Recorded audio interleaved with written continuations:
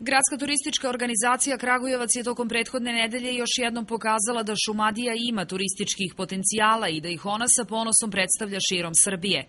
Na izložbi suvenira i turističkih publikacija u Leskovcu slike i predmeti karakteristični za naš kraj osvojili su čak 5 nagrada. U kategoriji upotrebni predmet drugo mesto dobila je flaša za rakiju u obliku čuture.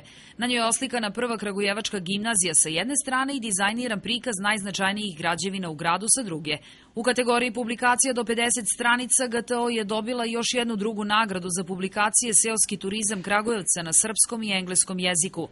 Druge nagrade dobili su i turistički promo film Fići u čast, kao i set turističkih razglednica, dok je treće mesto Kragujevčanima pripalo za kolekciju od 8 turističkih fotografija sa Fića festa. Drago nam je da je stručni žiri u Leskovcu to i ove godine prepoznao.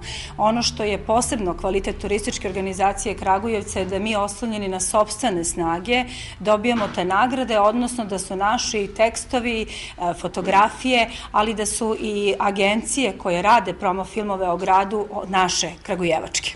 U takmičarskom delu pravo učešća na izložbi imale su sve lokalne, regionalne i nacionalne turističke organizacije iz zemlje i inostranstva sa publikacijama koje su štampane u prethodne 2 godine.